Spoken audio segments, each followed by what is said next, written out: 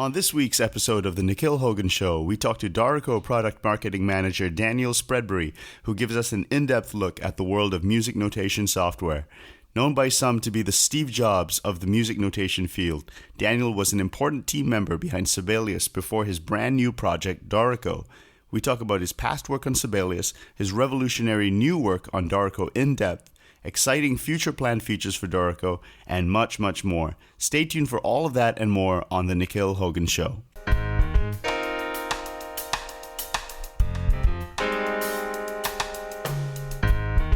What's up, everybody?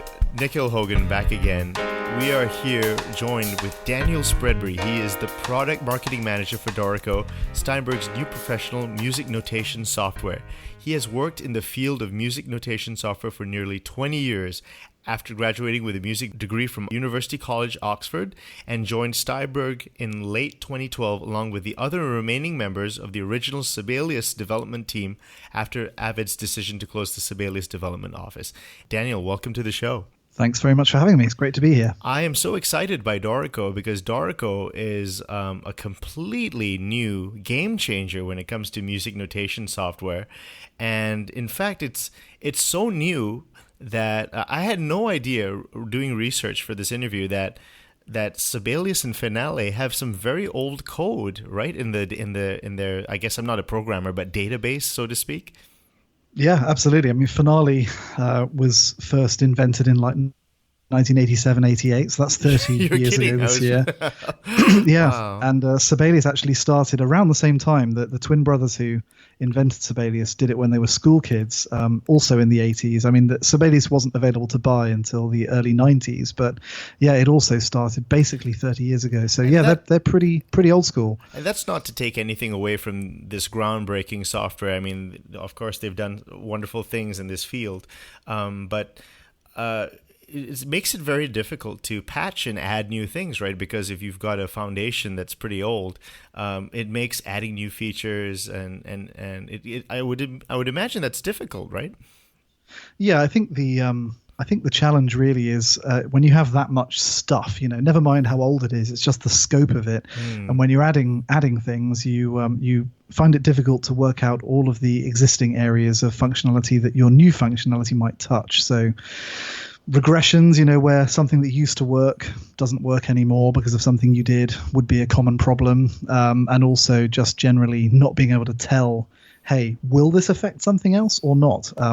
Because I think it's fair to say that, in a way, software development is still a very young discipline, really, as a broad discipline. It's like, half a century old. And obviously the technology is changing so fast in that area. But I think some people in the software industry would probably argue that our ability to kind of write code is maybe not keeping pace with the sort of development technology. In other words, the tools aren't getting necessarily better as quickly as the technologies are advancing. Yeah, it's a real challenge. I mean, I'm not a programmer myself, really. I dabble with a bit of UI stuff when the team lets me, but I, I'm fortunate to work with these guys guys and girls, I should say, who are just incredibly dedicated, experienced, and like me, they've pretty much worked in this field for their whole career, more or less. Now, you must have had a first-hand experience with what the programmers have to deal with, because they're the technical side and they need to worry about how to implement new things that customers want, and they really have to really work within the constraints, right? Yeah, exactly. So yeah, the way that we tend to work is that we listen to customer feedback every which way we can get it. So I and other members of the team talk to people directly on Twitter. That's how you and I first got in touch, was via Twitter.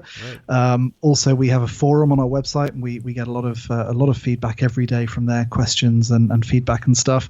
Facebook as well is a huge thing these days. Of course, none of this was around when I started. When I started, I was doing tech support. It was letters and faxes. Literally, I would in the morning I would come into work and open the post and see what letters I needed to write, and then print them out, and then go to the post office and post them at the end of the day. It's changed so much. And but yeah, absolutely. The way we tend to work is we get this feedback from customers, and it basically sort of all one way or another it comes through me, and we figure out sort of what priority we want to give to the things that we need to work on, and then we have a very collaborative approach to figuring out how we're going to do stuff. I might say, hey, I think it would be good if this could work a bit like this. Could we do it with a popover from here, or could we have this option that affects this thing but not that thing? And then we'll kind of sit down and have a good chat about it, and the developers will be sort of, their little brains, or their big brains I should say, will be ticking over all of the possibilities of the things that we've talked about. And then they go away and we come back together normally a few days later, and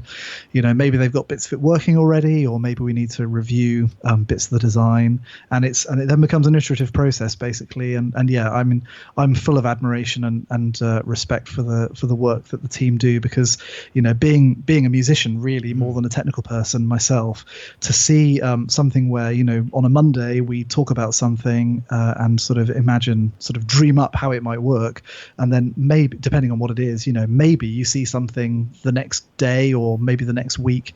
And certainly when you start to see these things that you've collaborated on together being brought to life for the first time, there are a few days that I can still remember over all the time we've been doing this, like the first time we saw the dynamic parts feature in Sibelius work, which is now 14 years ago or something like that. Goodness. And the first time we saw that work was like a really exciting day, because oh yeah, this idea we had and this approach that we've come up for doing it, it's going to work, or at least here's the first fruits of the work that have gone into making it work.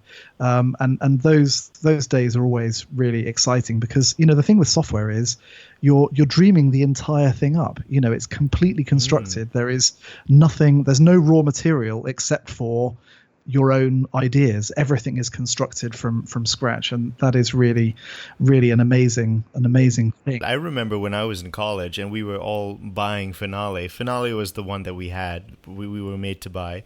But I remember there were other students, and this is 10 years ago, they were saying, man, Sibelius is great, it's so much better than Finale, it's so much user friendly. And you were on that team when that was going on. And I get the sense, I always got the sense that Sibelius was better than Finale, and this is just purely anecdotal. And you were on the Sibelius team at the time, but I can say pretty much everyone is saying that Sibelius at the time was just more easy to use than Finale. I think better is obviously kind of a subjective term, and there's no denying that both Finale and Sibelius are, given how mature they are and how much effort and brain power and everything has been poured into them over the decades, there's almost nothing that they can't do. And I think that the thing that sort of separates them is that Finale is very much, it is basically, if you look at it, it still looks more or less the same way it did when Phil Farron invented it, because he was looking at the Mac applications of the day. Things like Aldous PageMaker was brand new when Finale was around. This whole idea of desktop publishing had literally only really just been invented a couple of years before with the advent of the laser writer printer and Aldous coming out with PageMaker. And so you look at Finale, and Finale is quite plainly the music version of Aldous PageMaker, with some fairly idiosyncratic design choices made along the way. But it kind of still looks the same now, 30 years later. Obviously they've done a huge amount of work on it, and it's been, robustly modernized and so on. But you can see those roots are there. You mentioned they can do anything. It's really changed though, right? Over the last 20 years. How is notation software completely different 10, 20 years ago compared to today? Yeah, well, I think obviously, just the speed that computers go at now, and all of the technologies, the internet, of course, has made a huge difference. Right. It was when I started at Sibelius, which was very nearly 20 years ago. It was the revolutionary idea that one of the very, at that time, very small programming team working with Jonathan Finn, one of the two brothers who'd founded the company. They had this idea of doing a Netscape plugin that would be able to show your Sibelius scores on the internet. And this was in the time before people really had. Certainly, there was no broadband; it was all dial-up internet and all this kind of stuff. And that was like a revolutionary thing. And the fact that then we did things like Unicode, so we could do a Japanese version, and this was like a huge different thing. Languages. Exactly. That was a sort of a hugely big deal.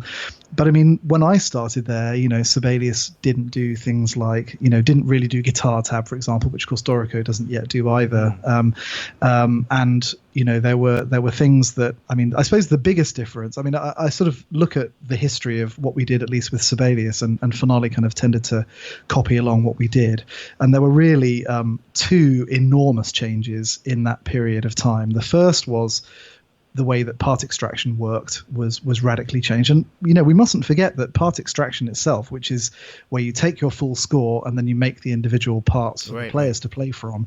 The fact that Finale could do that kind of overnight in 1988 was an enormous improvement compared to taking your, 400 bar symphonic movement and then employing a team of copyists to do it by hand, which is what you did prior to that. So the fact that you could go and basically make a pot of coffee and wait while your Mac Plus, churn through one part every 15 minutes or something and hope that it didn't crash or run out of memory. This was an incredible revolution and really did change the way that things worked. Wow. Did you work with any famous composers who were interested in the technology and were all that time in Sibelius? Did you work with any renowned composers?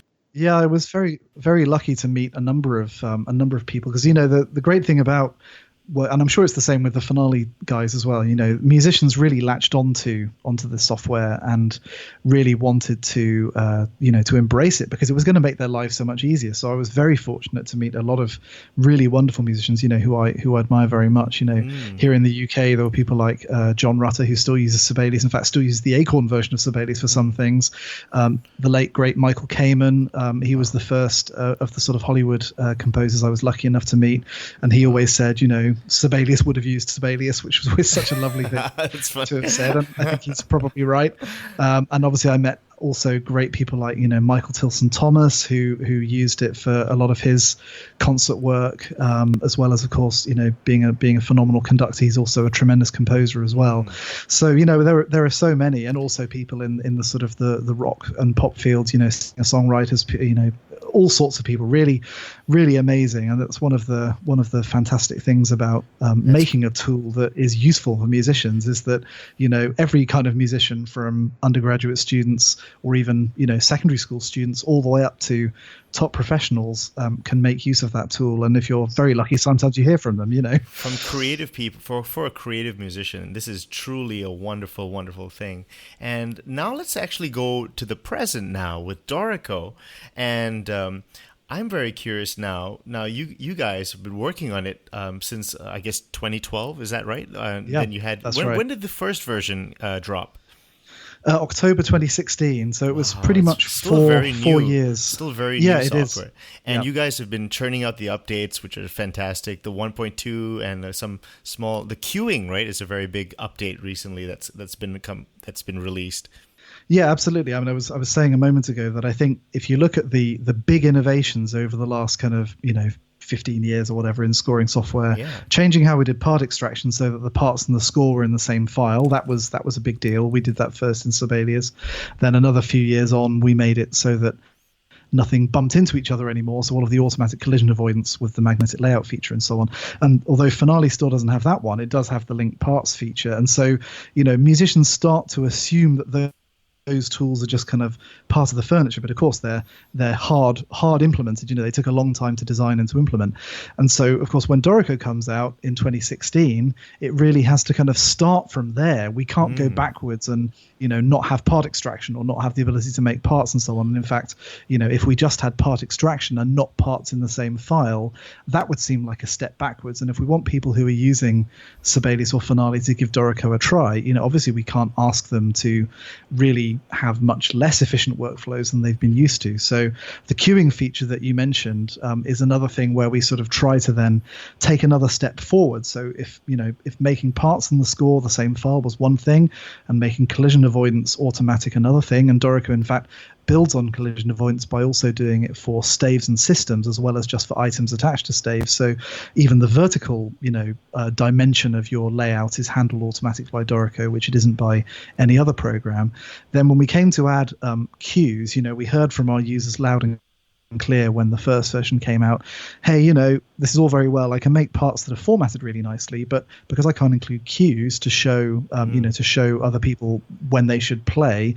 And Dorico, the approach that we tend to take is that, again, contrary to Finale, where you can kind of pretty much do anything graphically you like, you can shrink things, you can drag things anywhere. Right. In Dorico, our approach is more to try to model really the musical stuff. So, if you want to have a cue, it's not like is in Finale where you kind of follow a 12-step process to, put this stuff in another voice and make it small and then use the special tool to move this and that. We wanted it to simply be, hey, you're the user, you want a cue, you tell Dorico you want a cue, and it just does everything else for you. And really the queuing features that we added in Dorico 1.2 are really, they're pretty cool, even if I do say so myself. And I can't take any credit for doing the work on them, but the team did incredible work on that feature, because the really neat thing about it is you literally just say, you can even get Dorico to suggest to you where would be a good place for a cue. So it can actually work out how much time has elapsed since a player last played something. And then it can say, hey, look, the flute hasn't played for 40 seconds. Maybe you want to put a cue in. And it then even tells you, hey, and also playing at the moment are, the horns and the trombones and the violins, and then you can simply say, okay, put in the horns, and that's it. All you have to do is say put in the horns. Everything else is done automatically for you. And the really cool thing is that cue is actually dynamically linked, or basically is a reference to that material in the other instrument. So then if you get to the first rehearsal and it turns out that the horn part now changes because there was a wrong note or because you decided to make a revision, whatever it might be, any cue based on that material will automatically change, just like having your score and your parts in the same file is a huge time saver. Now you can put cues in. Before you might wait until the very, very last moment, if you do it at all, to put the cues in.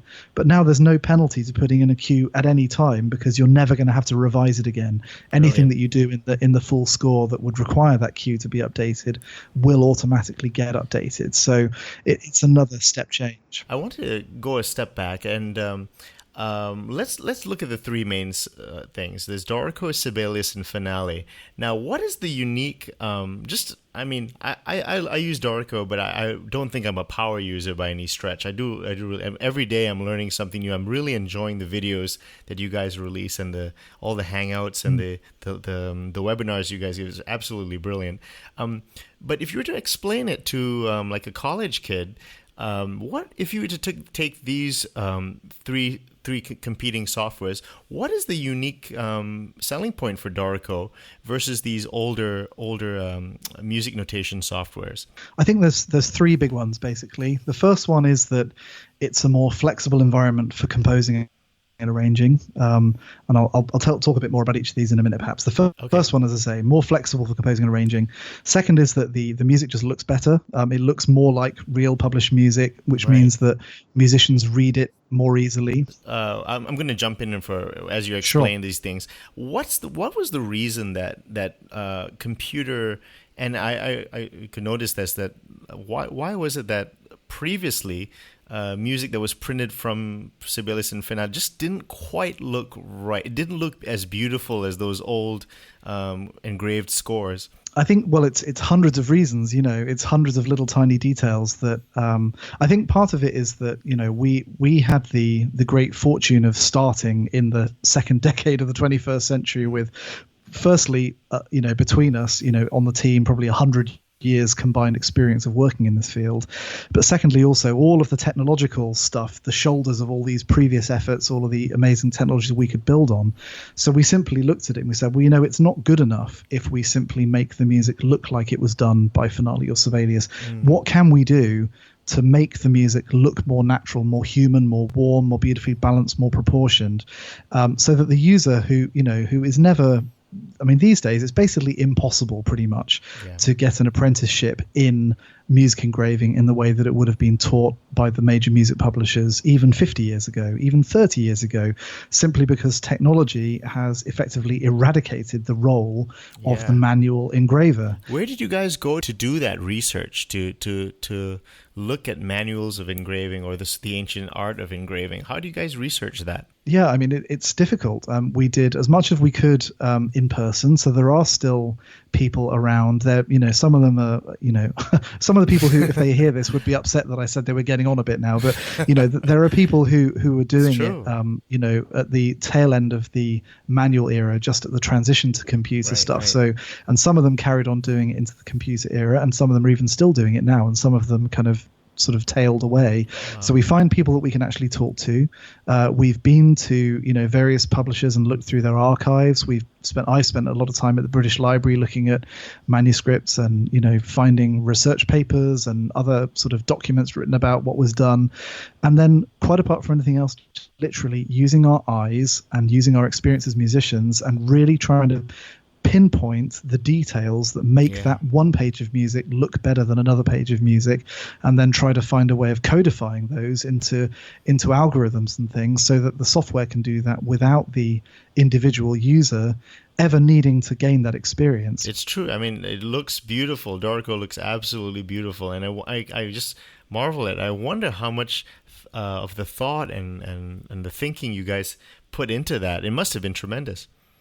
I mean, to give you an example, just working on, say, I mean, the way that we approach is that we try to break it down into lots and lots of small problems. It's always much easier to sort of try and solve a big problem by breaking it up into small pieces. So the way that we do it in Dorico is we have, I think now, something like 150 little different specialized engines, each of which does just one job. Like one of them figures out which side of the stem a note should go. One of them figures out where should the rhythm dots go. One of them figures out how should the accidentals be stacked up to the left of this particular configuration of notes, and so on. And to give you an example of one of the ones that really took a long time, I think Andras, one of our programmers, spent basically 1 year just working on slurs. Oh my goodness. Yeah. So, the thing is that if you think about it in terms of time that a human engraver would have learned, like, for example, one of the chaps we spoke to used to work for Halston, who still do a lot of the origination of music for a bunch of different publishers here in the UK, and they're based a million miles away from where I am now in Amersham in Buckinghamshire. And they used to do this famous method called the Halston method, which is a stenciled method. And in fact, if you look on YouTube, there's some old Open University videos from the UK that show the Halston method. And they basically did everything double the size with brushed ink through stencils and so on. And of course, things like slurs couldn't be done with stencils. They had to be freehand drawn. And if you were an engraver at Halston, you would have to work there for 5 years before they would let you do slurs. Wow. Nobody thinks about these things. I don't think I've never thought about all the hard work that just went into engraving, but that's incredible. Yeah, it's incredible. So I stopped really, you, Doric. I stopped you, Daniel. Yeah. So tell me, keep going. Keep going about the unique features. Yeah. Exactly. So the first one is, as I say, let me say a bit more about the first one because I kind of skipped over that. So greater flexibility. So I tend to use this kind of, I suppose, fairly tired old analogy these days that Sibelius and Finale, if you think about what they were trying to do when they first appeared, is that they were trying to become a better way of making that page of music that you already kind of pretty much had planned out, than doing it by hand or by punch engraving or by stenciling or any of these other methods. So really it was about, hey, what the end result is going to be. The software is there to make you able to achieve that end result as quickly as possible. But really that process in Sibelius and Finale starts after the composition is already complete. In other words, those tools are excellent typewriters, if we want to use the analogy with the written word, but they're not very good word processors. You wouldn't really these days ever start your novel by pulling out your old Crown typewriter and starting typing away because you want to have the flexibility that a word processor gives you in terms of moving material, developing things, swapping word order, moving entire chunks of text to a different place, cutting out a whole load, all this kind of stuff. And Sibelius and Finale, I think, are very much the typewriters of their generation. What we've tried to do with Dorico is make it the word processor, genuinely a word processor for music. And what that really amounts to is making it possible for you to do more natural musical manipulation of the material that you type into the program or you play into the program, much more in line with what people will already be familiar with from sequencers and things. Programs like Cubase and Logic and so on. Those are kind of like the world's most incredibly advanced tape recorders, where you can change the length of things and scale things and chop bits out and chop them in elsewhere.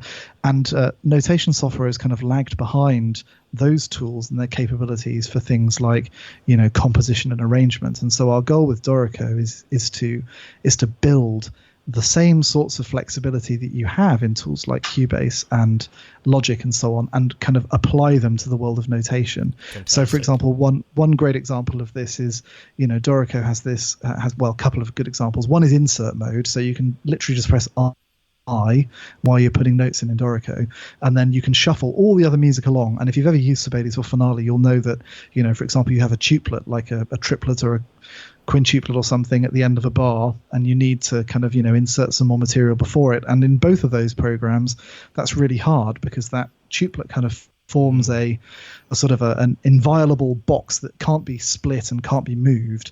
And we really wanted to make sure that in Dorico, because rhythm, of course, being, if you like, the main characteristic of music, art music over the last kind of century, really, is this kind of emancipation of rhythm, and all these incredible developments from everybody from Stravinsky onwards, basically, of really kind of working on rhythm. I've seen you guys put on just samples of very complicated works being able to be input in through Dorico, and I'm just astonished at the complexity on screen that you can get with Dorico. I'm seeing just ridiculous time signatures, slurs, and I can't remember the example, but like there was a page where it's like the whole page was just full of stuff, and it looked great. Yeah, it looked great. Yeah, I think that was probably a Fernyhough example, and Fernyhough, he actually does use Finale himself, and in a sense that's kind of a crime, because his hand, I've seen some of his autographed music, and he's got the most beautiful, precise, hand autograph work, and Finale in a sense can't ever, and maybe Dorico neither, can live up to sort of the beauty and the clarity of his handwork. But certainly his music, with all of its complicated tuplets that he sort of works out using pre-compositional processes that then produce these very, very complex nested rhythms and so on, those can be a bit of a bear to work with in other programs, but they're pretty easy in Dorico because it's got a very flexible kind of approach to rhythm nature and to Dorico. Now, what were the other two things you mentioned before I rudely interrupted you? No. So the second one we've talked about, which was making the music look like real published music, but automatically, so that it was honouring the craft and the tradition of music engraving, not just for the sake of that craft and tradition, but also because it genuinely makes the music that that you put in front of musicians to play easier for them to play correctly first time. There's just hundreds of little details that go into that a human engraver does based on their experience and based on their aesthetic taste and so on, that computer software has historically not really done, and which we have tried to imbue Dorico with some of that aesthetic sense, in terms of each of these little engines we've built to do these jobs, and to do it in a way that together produces a harmonious and proportioned page of music. And the third thing, it's again, the team just continues to amaze me and say, hey, we should do things like shorten the ledger lines when you have 30-second notes or shorter, and they're high above the stave, and they and off they go, and and we get these these tiny details that many users will never notice, but which the end result is not that you should notice them, but rather that you just find the music more pleasing to look at and easier to play. That's really the name of the game. Great.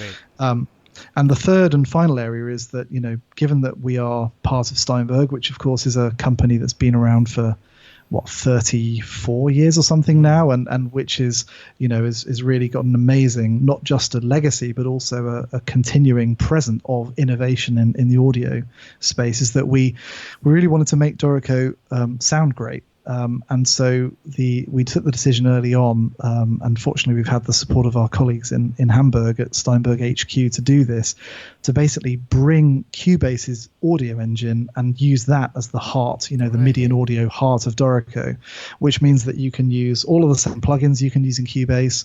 It means that over time we'll be able to build more sophisticated MIDI editing tools, so you can actually do quite a lot of detailed mock-up work directly in Dorico. That was all planned, right? So you wanted to have that future where you could build towards with this foundation. Exactly, and that's really, I think we wouldn't have been able to do that if we hadn't got the the combined resources and might of Steinberg's existing technology in that area, because just things like the audio signal processing that you have to do to have a mixer with inserts and sends and buses and all the rest of it. There's a huge amount of work that goes into making that work and be high performance and sound good and have accurate rendering and all the rest of it. And of course, all of that work has already been done and continues to be done by the team working on Cubase and Nuendo. So being able to basically effectively lop the heads off those applications and use their body and then sort of plonk Dorico's head on top and sort of stitch it on is an incredible opportunity for us. Now, how is that point number 3 different from like a Sibelius, which has a rich library of sounds? Yeah, it has a library of sounds, but it doesn't really have any tools to help you get the most out of them. I think that one of the biggest challenges. Could you explain that a bit clearer?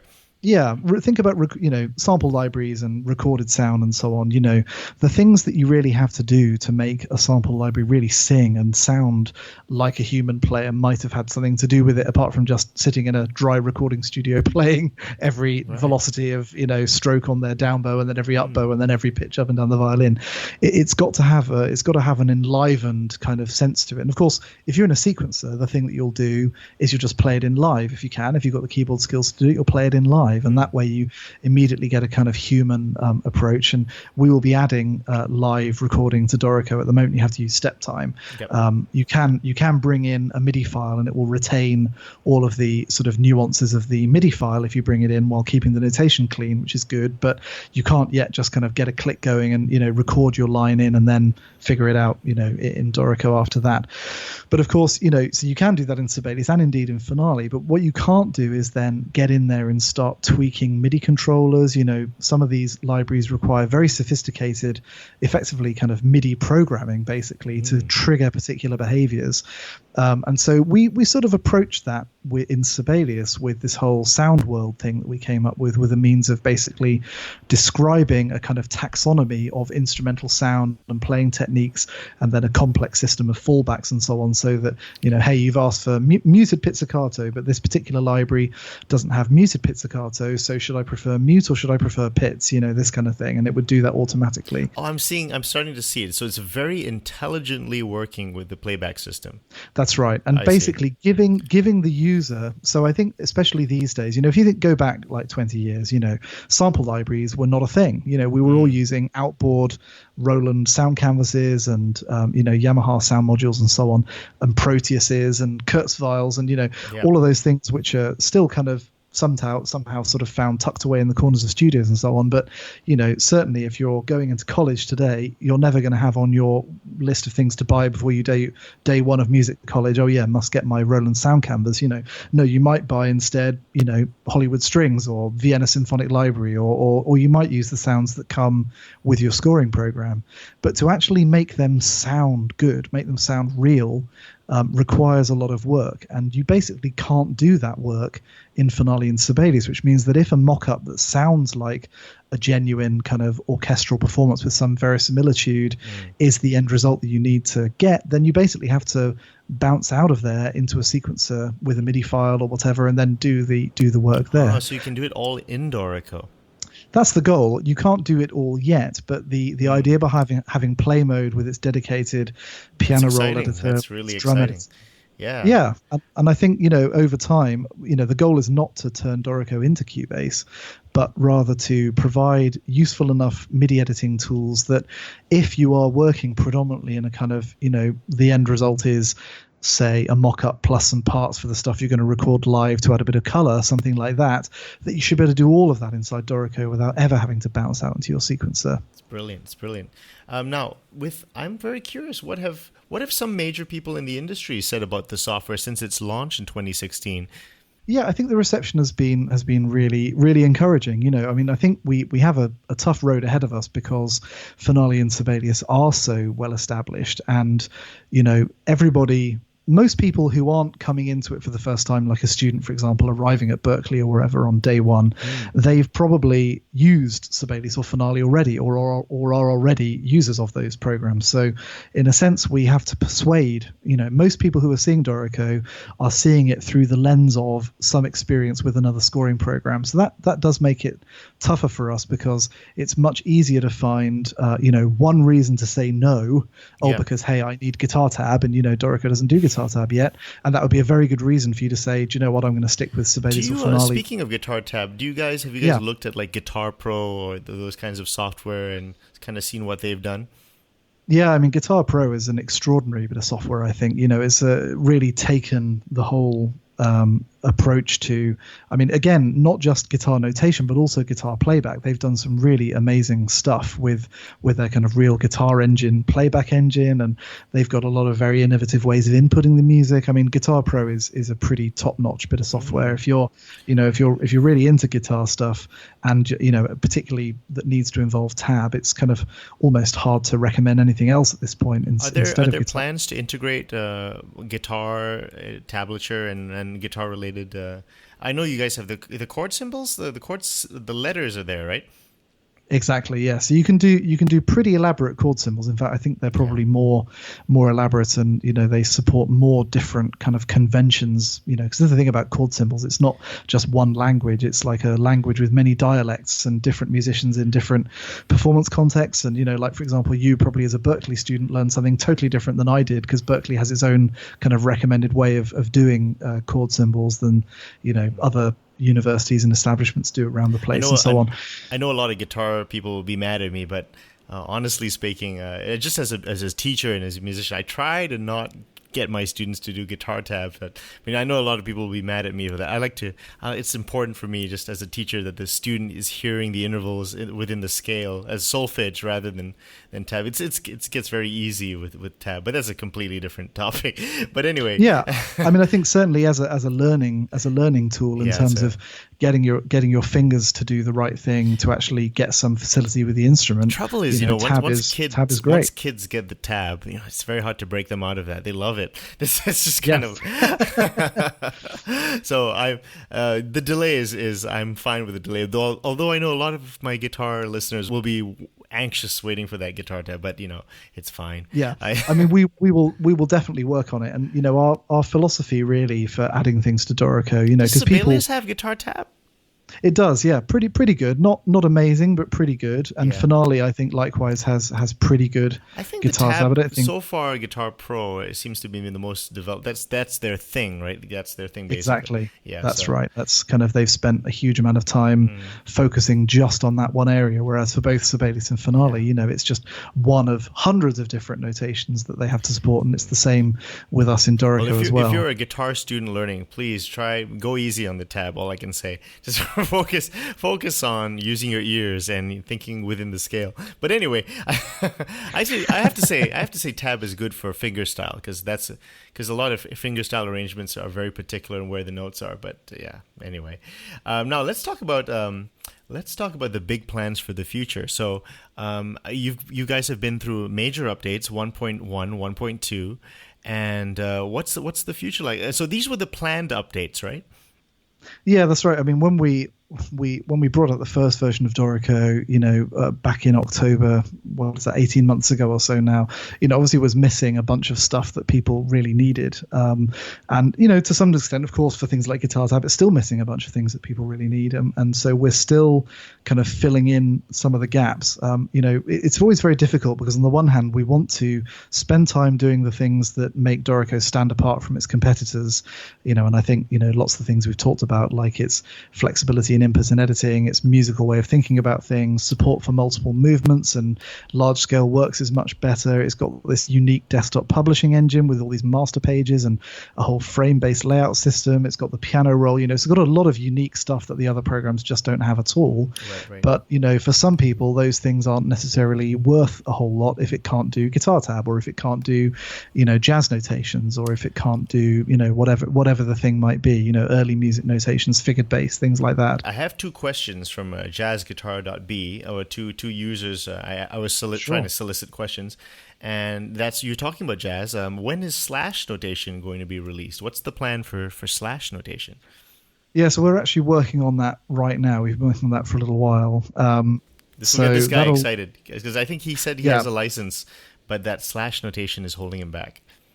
Yeah, and of course, there's so much. I mean, it's not just in jazz, of course, but just any kind of contemporary performance practice where there's vamping or whatever improvisatory elements, these sort of things. It's a pretty common notation, and you can kind of kludge it a bit at the moment in Dorico, but it doesn't work great. It's kind of like it used to be in older versions of Sibelius before we quite figured it out. Things like, it's all very well, you can put your slashes in, say, in your concert score for your alto sax or whatever, but when you then switch to the alto sax part, it's all transposed by a sixth and looks terrible. And I get the sense that whenever you guys implement a new feature, you guys have to really thoughtfully do it, in the sense that you can't just tack it on as an added thing. You really have to consider the ramifications within the greater totality of the software. No, you're exactly right. We really, obviously we spend a lot of time, we've kind of designed on one level a lot of functionality that still hasn't made it into the program, because we have this exciting. great, Can you talk? Well, I mean, I can't talk about it in too much detail, but I think what it is safe to say that when we started, we had this great luxury of knowing, hey, this is the kind of stuff that people want this software to do. So let's try to plan out a roadmap that accommodates as much of these kinds of, if you think about the way that a musician was working in, say, 1995 versus how they're working in 2015 or 2018 in terms of, the things they're required to have. People take it as read that you're going to produce a great looking score and a great looking set of parts. People take it as read that you're going to be able to produce some kind of rehearsal recording or mock-up that's going to sound good. People take it as read that you can do all that in a fraction of the time that you had to do that, 20 years ago. So the software kind of has to address those needs kind of just as table stakes stuff. If it can't do that, it's useless. But then, to be able to actually think about how we could make the software not just be able to do something, but do something in a way that's actually supportive of the musical idea behind it, rather than just, so slash is a great example. On one level, a slash is just literally, it's kind of like a note. It has to go in the middle of a stave. Yeah, it looks very easy. Exactly. But the thing that we've really tried, as you say, to kind of think about, how do we make that integrate with the way that Dorico approaches things? How can we make it musical? So, for example, one really neat thing that we're doing with slashes is that, imagine you're doing a lead sheet where you basically have, a bunch of bars and you've just got some chord symbols, and you want to just fill that range with, fill the bars themselves with slashes. In Dorico, you can do that with one command. You literally just select those bars and then go fill it with slashes. And the neat thing is that then if you were to do something like change the time signature to, say, 6/8 from 2/4, those slashes will then automatically be converted to become compound beats. They'll become dotted slashes automatically without you having to worry about it. So it's always about, can we take something where the user has got kind of a musical outcome in mind, and can we make the program get to that musical outcome more quickly, more easily, and in a way that kind of they sort of imagine, hey, well, why hasn't it always worked like this? We always kind of aim for giving people an experience that feels so obvious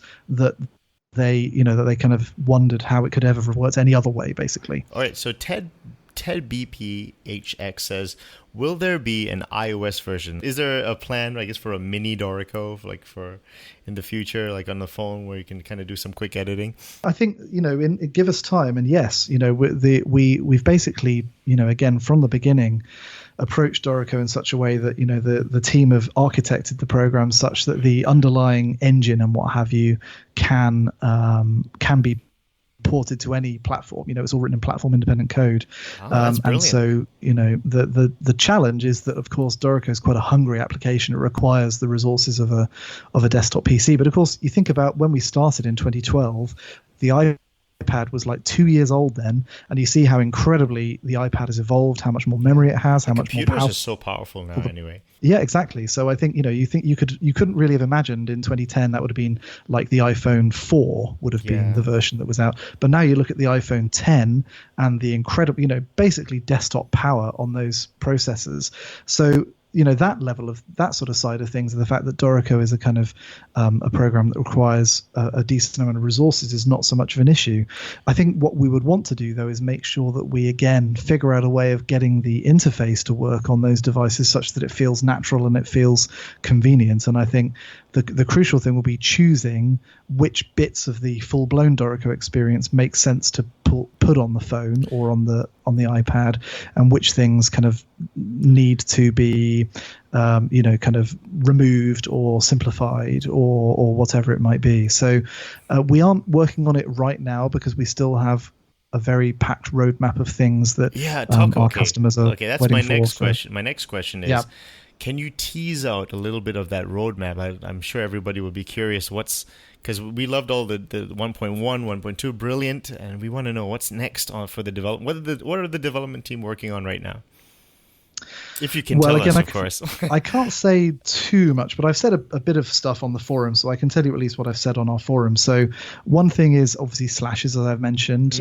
We've done a lot of work to really make them work as musically and as straightforwardly as we can, with a lot of flexibility in percussion and in writing, cues and all these other bits and bobs. So that's been a lot of work, and I think is shaping up really well.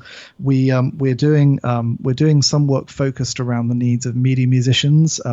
If you're writing music for the recording session, for the scoring stage, there's particular requirements on how that music needs to look in terms of the conventions of that kind of world, which Dorico doesn't yet do. Certain things to do with bar numbers, to do with multi-bar rests, to do with time signatures. So we're addressing as many of those as we can in this version.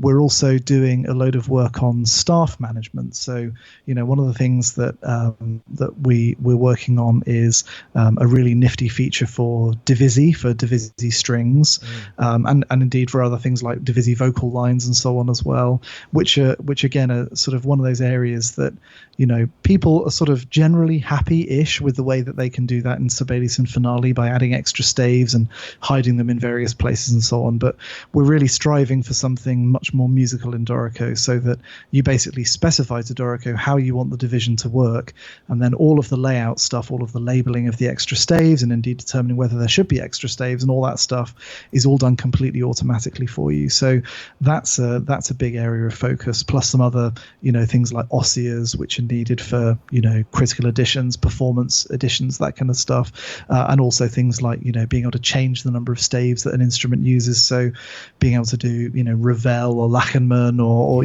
other pianistic work that requires 3 or even 4 or more staves. Some Xenakis stuff I think is on like 6 piano staves. So being able to do those kinds of things, plus load of improvements on playback and other things besides as well. Do you have a tentative date timeline? Would we see it later on this year, or perhaps? Yeah, later on this year, definitely. Yeah, exciting. Definitely later this year. And how long is this roadmap? Do you guys like from your original vision from when you guys were planning out Dorico? Is it fair to say there's still a whole lot left in your original vision that you guys still want to implement, that you're really excited to reveal to your customers? Absolutely, yeah. I mean, I would say that what's been really good is that we are still sticking to that roadmap, and every day, if you like, Dorico becomes a little bit closer to that vision that we articulated together, sitting around whiteboards with no computers and all the rest of it in those early weeks of our start of our career at Steinberg. And so our customers kind of seem to be bought into that vision as well, and they seem to like the direction we're going, which is really great validation for us. But yes, I mean, we still have multiple years of things that we had dreamed up then.